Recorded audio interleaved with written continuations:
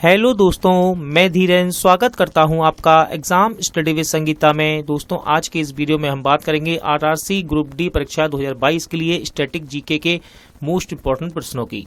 दोस्तों, ये इस सीरीज का पार्ट 14 है। यदि आपने इससे पहले के पार्ट नहीं देखे हैं तो आप प्ले लिस्ट में जाकर देख सकते हैं। सभी पार्ट आपके आने वाली प्रतियोगिता परीक्षा के साथ साथ रेलवे, एनटीपीसी, सीवीटी 2 एग्जाम के लिए भी इम्पोर्टेंट रहेंगे। इससे पहले के पार्ट यदि आपने नहीं देखे हैं तो आप प्ले लिस्ट में जाकर देख सकते हैं। इस सीरीज में हम लगभग 700 प्रश्नों को फुल डिटेल के साथ यहाँ पर कवर कर रहे हैं, तो ये सीरीज आपके लिए एग्जाम के लिए इम्पोर्टेंट रहने वाली है। ये वीडियो यदि आपको अच्छा लगे, हेल्पफुल लगे तो प्लीज़ वीडियो को लाइक और शेयर जरूर कीजिएगा। और यदि अब तक आपने हमारे चैनल को सब्सक्राइब नहीं किया है तो प्लीज़ चैनल को सब्सक्राइब जरूर कीजिएगा, जिससे कि आपको मेरे आने वाले नए वीडियो का नोटिफिकेशन टाइम पर मिलता रहे। तो चलिए हम अपनी क्लास शुरू करते हैं। Question number 1, most important question दोस्तों। रीफ टॉक्सिन सन क्रीम पर प्रतिबंध लगाने वाला पहला देश कौन बना है? इस क्वेश्चन का सही आंसर है दोस्तों पलाऊ, यानी कि ऑप्शन डी। दोस्तों, अब आपको यहां से याद क्या रखना है? दोस्तों, याद रखिएगा पलाऊ एक प्रशांत महासागरीय देश है। कैसा? पलाऊ एक प्रशांत महासागरीय देश है और पलाऊ ने सन क्रीम के इस्तेमाल पर प्रतिबंध लगाने वाला ये पहला देश बना है। दोस्तों, याद रखिएगा यह सन क्रीम समुद्री जीवों के लिए जहर समान होती है। अगला क्वेश्चन देखते हैं। क्वेश्चन नंबर 2, हुमायूं का मूल नाम क्या था? इसका सही आंसर है दोस्तों नसरुद्दीन, यानी कि ऑप्शन बी। याद रखिएगा हुमायूं का मूल नाम था नसरुद्दीन। दोस्तों, आपको ऑप्शन में कुछ नाम नजर आ रहे होंगे, ये भी किसी न किसी के मूल नाम हैं, तो हम इन्हें भी डिस्कस कर लेते हैं। जैसा कि दोस्तों सलीम, तो याद रखिएगा सलीम जहांगीर का मूल नाम था। दूसरा करते हैं दोस्तों जहीरुद्दीन, जहीरुद्दीन बाबर का मूल नाम था। और दोस्तों जलालुद्दीन, ये किसका मूल नाम है? यह है अकबर का मूल नाम। और नसरुद्दीन मैं आपको कवर करा चुका हूं, तो नसरुद्दीन हुमायूं का मूल नाम है। अगला क्वेश्चन देखते हैं। खादी एवं ग्रामोद्योग आयोग का पहला सिल्क प्रोसेसिंग प्लांट कहाँ स्थित है? इसका सही आंसर है दोस्तों गुजरात, यानी कि ऑप्शन डी। तो याद रखिएगा खादी एवं ग्रामोद्योग आयोग ने अपना पहला सिल्क प्रोसेसिंग प्लांट कहाँ लगाया है? गुजरात में। दोस्तों, यहाँ से कुछ इंपॉर्टेंट फैक्ट हैं जो कि एग्जाम के लिए इंपॉर्टेंट हैं, उन्हें हम देख लेते हैं। तो दोस्तों याद रखिएगा इसे गुजरात के सुरेंद्र नगर में लगाया गया है। कहाँ? गुजरात के सुरेंद्र नगर में। और दोस्तों इसका उद्देश्य क्या है? तो आपको याद रखना है, इसका उद्देश्य है पटोला साड़ी निर्माताओं को सिल्क उपलब्ध कराना, जिससे कि इसके उत्पादन को बढ़ाया जा सके। केंद्रीय आलू शोध संस्थान कहाँ स्थित है? इसका सही आंसर हो जाएगा दोस्तों शिमला, यानी कि option D. Most important question था ये, याद रखिएगा केंद्रीय आलू शोध संस्थान कहाँ स्थित है? शिमला में। दोस्तों, कुछ मोस्ट इंपॉर्टेंट संस्थान और देखते हैं हम, जो कि एग्जाम में कई बार पूछे गए हैं। तो याद रखिएगा दोस्तों केंद्रीय चावल शोध संस्थान सबसे ज्यादा पूछा जाने वाला क्वेश्चन है ये, और ये स्थित है कटक में।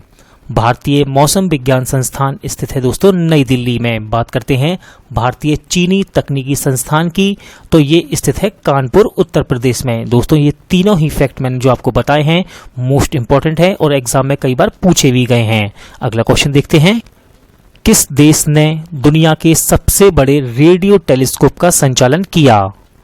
इंपॉर्टेंट क्वेश्चन है दोस्तों, और इसका सही आंसर है चीन, यानी कि ऑप्शन डी। तो दोस्तों अभी हाल ही में दुनिया के सबसे बड़े रेडियो टेलीस्कोप का संचालन किया है चीन ने। दोस्तों आपको याद रखना है, इसका फैक्ट याद रखिएगा, चीन ने आधा किलोमीटर के व्यास वाले दुनिया के सबसे बड़े रेडियो टेलीस्कोप का संचालन किया है। इसके द्वारा लगभग 30 फुटबॉल मैदानों के जितने क्षेत्र को देखा जा सकता है। विश्व हिंदी दिवस कब मनाया जाता है? इसका सही आंसर है दोस्तों 10 जनवरी, यानी कि ऑप्शन ए। अब दोस्तों यहाँ से आपको कंफ्यूज नहीं होने का। मैंने ये क्वेश्चन पहले भी डाला है और बच्चों ने मुझे इस पर कमेंट भी किया है, तो मैं आपको यहाँ से जो कंफ्यूजन है उसको दूर कर देता हूँ। याद रखिएगा दोस्तों विश्व हिंदी दिवस हर साल 10 जनवरी को मनाया जाता है। कब?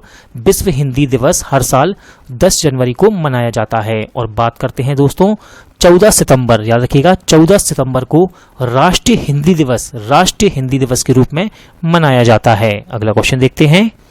कोलकाता पोर्ट का नाम बदलकर किसके नाम पर रखा गया है? इसका सही आंसर है दोस्तों ऑप्शन डी, यानी कि श्यामा प्रसाद मुखर्जी के नाम पर। तो दोस्तों आपको याद रखना है कोलकाता पोर्ट के 150वें वर्ष के उत्सव पर कोलकाता पोर्ट का नाम बदलकर श्यामा प्रसाद मुखर्जी बंदरगाह कर दिया गया है। क्या किया गया है? श्यामा प्रसाद मुखर्जी बंदरगाह। अगला क्वेश्चन देखते हैं, बांग्लादेश की संसद का नाम बताइए। इसका सही आंसर है दोस्तों जातीय संसद। और मोस्ट इंपॉर्टेंट क्वेश्चन है दोस्तों ये, इससे एग्जाम में क्वेश्चन कई बार पूछा भी गया है संसदों से। तो याद रखिएगा बांग्लादेश की संसद का नाम है जातीय संसद। और दोस्तों यहाँ आपको ऑप्शन में कुछ संसदों के नाम नजर आ रहे होंगे, हम इन्हें भी डिस्कस कर लेते हैं। पहली है दोस्तों डायट, याद रखिएगा सबसे ज्यादा इंपॉर्टेंट क्वेश्चन है। तो डायट है जापान की संसद का नाम। जातीय संसद में आपको बता ही चुका हूं, जातीय संसद है बांग्लादेश की। नेसेट, मोस्ट इंपॉर्टेंट दोस्तों, नेसेट कहां की संसद है? तो ये इजराइल की संसद का नाम है। फॉलकैटिंग, याद रखिएगा दोस्तों मोस्ट इंपॉर्टेंट है ये चारों की चारों। और फॉलकैटिंग कहां की संसद का नाम है? तो ये है डेनमार्क की संसद का नाम। अगला क्वेश्चन देख लेते हैं, मोस्ट इंपॉर्टेंट क्वेश्चन दोस्तों, देश की पहली सुपर फैब लैब किस राज्य में स्थित है? इसका सही आंसर है दोस्तों केरल, यानी कि ऑप्शन सी। तो दोस्तों देश की पहली सुपर फैब लैब केरल में स्थित है। इसे केरल स्टार्टअप मिशन के सहयोग से स्थापित किया गया है। आप याद रखिएगा यह प्रयोगशाला फिजिकल और डिजिटल दुनिया के बीच के अंतर को कम करेगी। यह लैब पूरी तरह से डिजिटल फैब्रिकेशन पर आधारित है। आगरा किस नदी के किनारे बसा है? इसका सही आंसर है दोस्तों यमुना, यानी कि ऑप्शन बी। दोस्तों शहरों और नदियों के किनारे बसे नगर एग्जाम में कई बार पूछे गए हैं, जहां से खास तौर पर यमुना नदी और गंगा नदी, यहां से क्वेश्चन सबसे ज्यादा पूछे जाते हैं। तो हम उन्हें भी डिस्कस कर लेते हैं। तो याद रखिएगा गंगा नदी, यहाँ पर कौन कौन से शहर, यानी कि इस नदी पर कौन कौन से शहर स्थित हैं? तो याद रखिएगा इलाहाबाद, हरिद्वार, कानपुर, पटना और वाराणसी। दोस्तों ये पांचों ही नाम मोस्ट इंपॉर्टेंट हैं और एग्जाम में पूछे भी गए हैं। बात करते हैं यमुना की, तो दोस्तों यमुना नदी के किनारे पर आगरा शहर, दिल्ली और मथुरा, ये मोस्ट इंपॉर्टेंट क्वेश्चन है जो कि एग्जाम में पूछे गए हैं। अगला क्वेश्चन देखते हैं, मोस्ट इंपॉर्टेंट क्वेश्चन दोस्तों, CAA का पूर्ण रूप क्या है? इसका सही आंसर है दोस्तों उपयुक्त दोनों, यानी कि सिटीजन अमेंडमेंट एक्ट और नागरिकता संशोधन बिल। दोस्तों सिटीजन अमेंडमेंट एक्ट को हिंदी में नागरिकता संशोधन कानून भी कहा जाता है। और यहां से आपके लिए एक मोस्ट इंपोर्टेंट क्वेश्चन उठकर यह आता है कि CAA के विरोध में प्रस्ताव पास करने वाला देश का पहला राज्य कौन है? तो दोस्तों याद रखिएगा CAA के विरोध में प्रस्ताव पास करने वाला देश का पहला राज्य है केरल। अगला क्वेश्चन देखते हैं, IHAI का पूर्ण रूप क्या है? इसका सही आंसर है दोस्तों ice hockey association of India. क्या है? Ice hockey association of India. Bharat का राष्ट्रीय फल क्या है? इसका सही आंसर है दोस्तों मैग्नीफेरा इंडिका। दोस्तों यानी कि आम। यदि मैं आपको क्वेश्चन में सिंपल सा आम लिख कर देता तो आप इसका आंसर हाल लगा लेते, लेकिन वैज्ञानिक नाम एग्जाम में इस तरह से पूछे भी गए हैं। तो याद रखिएगा भारत का राष्ट्रीय फल है मैग्नीफेरा इंडिका, यानी कि आम। और दोस्तों ऑप्शन में जितने भी नाम हैं ये सारे के सारे मोस्ट इंपॉर्टेंट और एग्जाम में पूछे गए नाम हैं, तो हम इन्हें भी डिस्कस करते हैं। पहला है दोस्तों ओलियम सीपिया। याद रखिएगा ओलियम सीपिया ये किसका वैज्ञानिक नाम है? तो ये नाम है प्याज का। अगला देखते हैं नेलम्बो न्यूसीफेरा गार्टन। दोस्तों ये है कमल। कमल का वैज्ञानिक नाम क्या है? Nelumbo nucifera Gaertn. और अगला है फाइकस बैंखालेसिस। फाइकस बैंखालेसिस ये किसका नाम है? तो ये नाम है बरगद का। अगला क्वेश्चन देखते हैं लाई हरओवा महोत्सव किस समुदाय द्वारा मनाया जाता है? इसका सही आंसर है दोस्तों ऑप्शन बी, यानी कि मेती समुदाय द्वारा। तो याद रखिएगा मेती समुदाय द्वारा लाई हरओवा महोत्सव मनाया जाता है। मनी ऐप में मनी का पूर्ण रूप क्या है? इसका सही आंसर है दोस्तों मोबाइल एडिट नोट आइडेंटिफायर, यानी कि ऑप्शन सी। दोस्तों मनी ऐप अब ये है क्या, तो हम इसे भी डिस्कस करते हैं। तो याद रखिएगा आरबीआई ने मोबाइल एप्लीकेशन मनी दृष्टिहीन लोगों के लिए बनाया है ताकि वे इसके इस्तेमाल से मुद्रा नोट के मूल्य की पहचान कर सकें। दोस्तों मनी का फुल फॉर्म मैं आपको पहले ही बता चुका हूं। मनी का फुल फॉर्म है मोबाइल एडिट नोट आइडेंटिफायर। याद रखिएगा आरबीआई इंपॉर्टेंट है। तो आरबीआई की स्थापना कब हुई? तो आरबीआई की स्थापना की गई 1 अप्रैल 1935 को और इसका हेडक्वार्टर मुंबई महाराष्ट्र में स्थित है। लोसांग उत्सव कहाँ मनाया जाता है? इसका सही आंसर है दोस्तों सिक्किम, यानी कि ऑप्शन बी। दोस्तों आपको ऑप्शन में कुछ राज्य नजर आ रहे होंगे, तो यहाँ से भी कुछ मोस्ट इम्पोर्टेंट उत्सव हैं जो कि मनाए जाते हैं, हम उन्हें भी डिस्कस कर लेते हैं। तो पहला है दोस्तों ओणम, सबसे ज्यादा पूछा जाने वाला क्वेश्चन है। तो याद रखिएगा ओणम उत्सव कहाँ मनाया जाता है? ये मनाया जाता है केरल में। अगला है लोसांग। दोस्तों लोसांग मैं आपको बता ही चुका हूं, लोसांग मनाया जाता है सिक्किम में। पोंगल, याद रखिएगा पोंगल तमिलनाडु का एक प्रसिद्ध उत्सव है। अगला है दोस्तों रंगोली बिहू। तो बिहू के नाम से आपको कभी भी कोई उत्सव दिखाई दे तो आप याद रखिएगा असम से, रंगोली बिहू असम से है। अगला क्वेश्चन देखते हैं, धानु जात्रा महोत्सव का संबंध किससे है?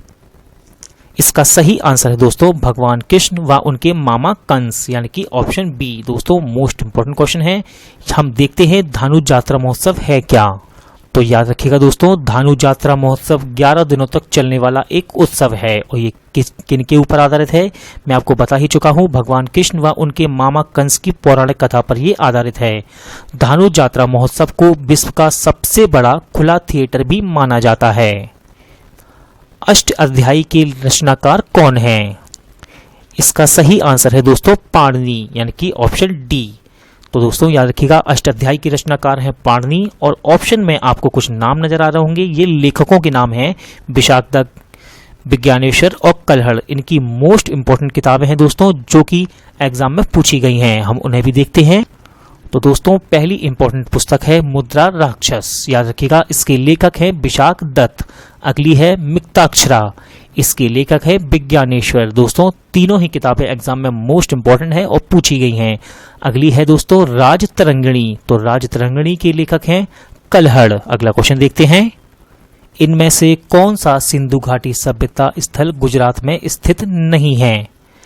इसका सही आंसर है दोस्तों राखी गढ़ी, यानी कि ऑप्शन डी।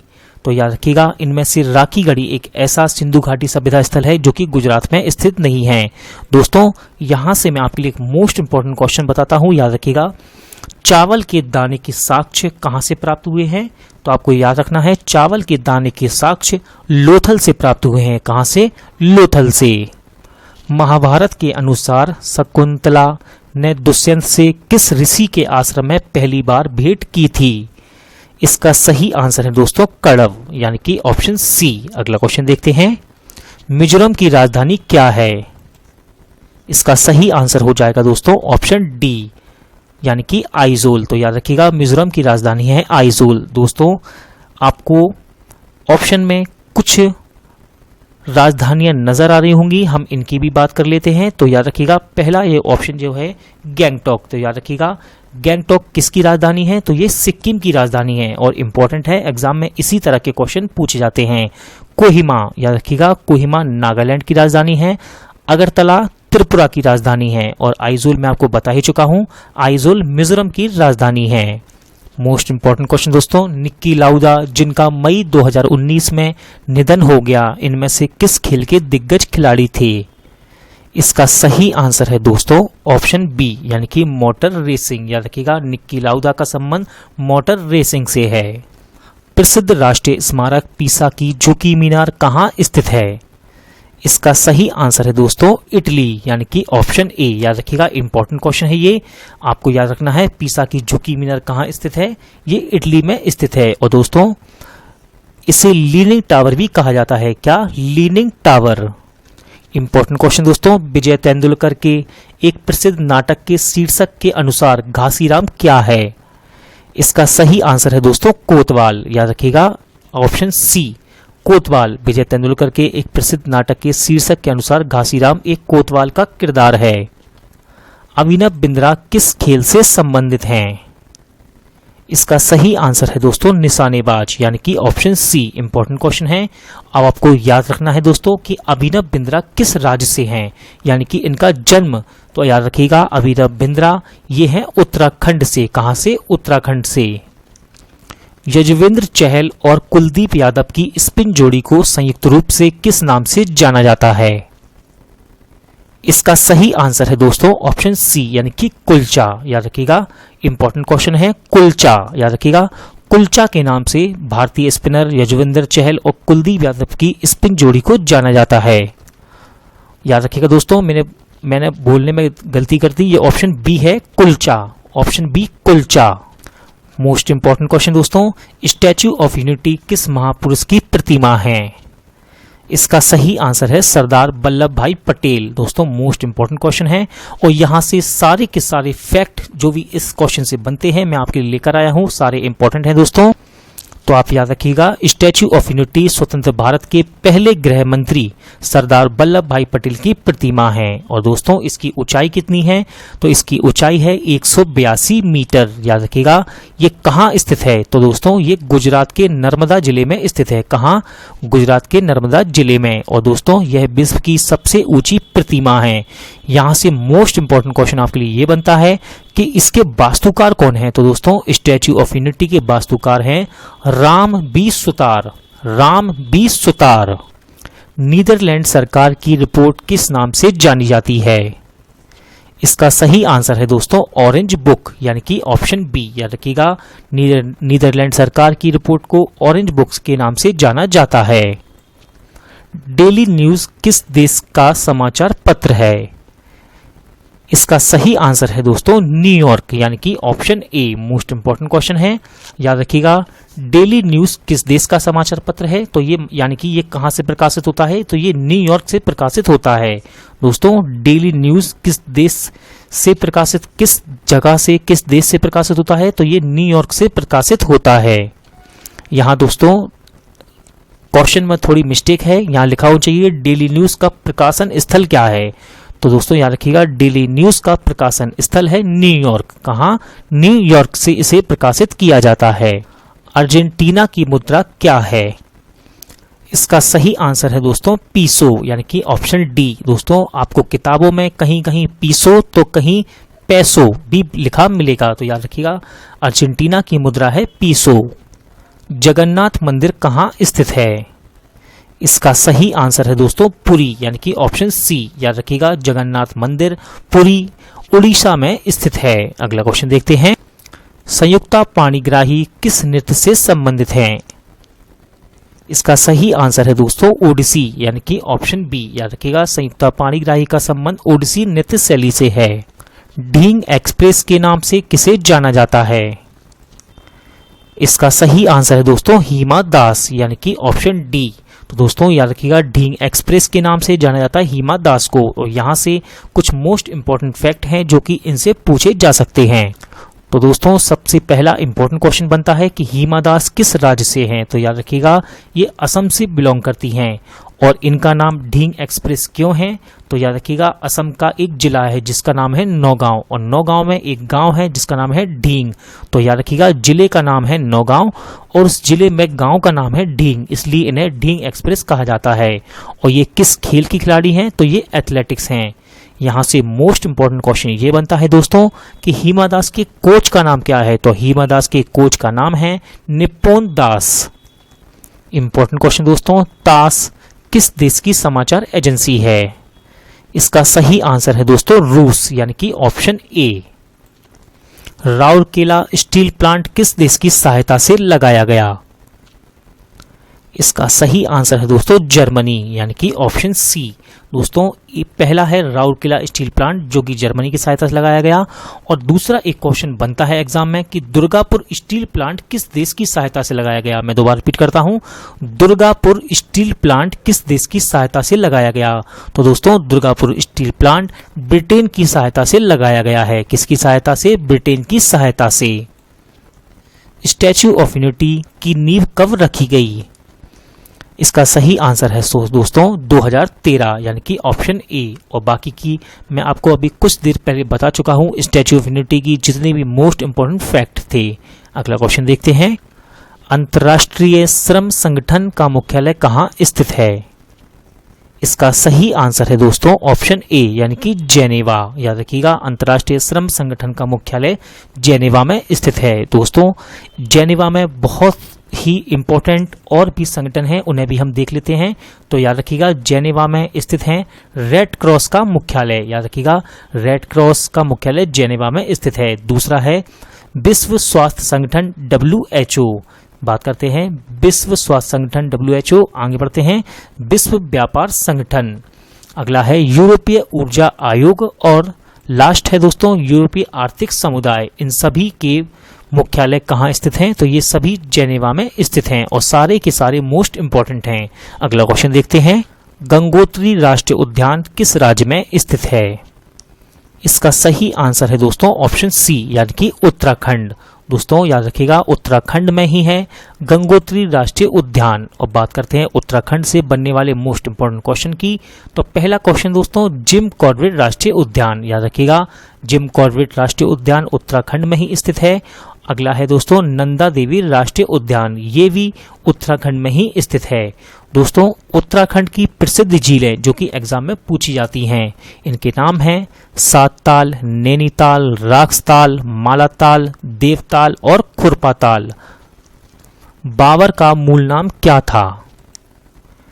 इसका सही आंसर है दोस्तों जहीरुद्दीन यानी कि ऑप्शन सी। याद रखिएगा, बाबर का मूल नाम था जहीरुद्दीन। दोस्तों बाबर से बनने वाले मोस्ट इंपोर्टेंट क्वेश्चन को हम डिस्कस कर लेते हैं। पहला क्वेश्चन है कि मुगल वंश के संस्थापक कौन हैं? तो आपको याद रखना है मुगल वंश के संस्थापक है बाबर। कौन दोस्तों?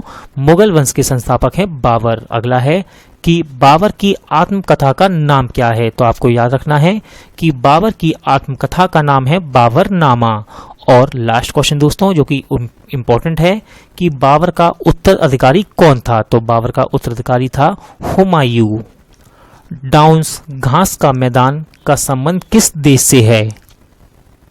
इसका सही आंसर है दोस्तों ऑस्ट्रेलिया यानी कि ऑप्शन डी। याद रखिएगा, डाउन्स घास का मैदान ऑस्ट्रेलिया में स्थित है। दोस्तों ऑस्ट्रेलिया से बनने वाले कुछ इंपॉर्टेंट क्वेश्चन हम देख लेते हैं। तो पहला क्वेश्चन बनता है यहाँ से मोस्ट इंपॉर्टेंट कि प्यासी भूमि का देश किसे कहा जाता है? तो याद रखिएगा, प्यासी भूमि का देश ऑस्ट्रेलिया को कहा जाता है। और दोस्तों काल गुरली और कूलगार्डी ये दोनों ही ऑस्ट्रेलिया की प्रसिद्ध सोने की खानें हैं। और दोस्तों बात करते हैं ऑस्ट्रेलिया की राजधानी की। तो ऑस्ट्रेलिया की राजधानी है कैनबरा। क्या है? कैनबरा। दोस्तों आज का वीडियो यहीं एंड होता है। उम्मीद करता हूं आपको सभी क्वेश्चन अच्छे लगे होंगे, समझ आए होंगे। पूरा वीडियो देखने के लिए धन्यवाद। जल्द मिलते हैं नेक्स्ट वीडियो के साथ।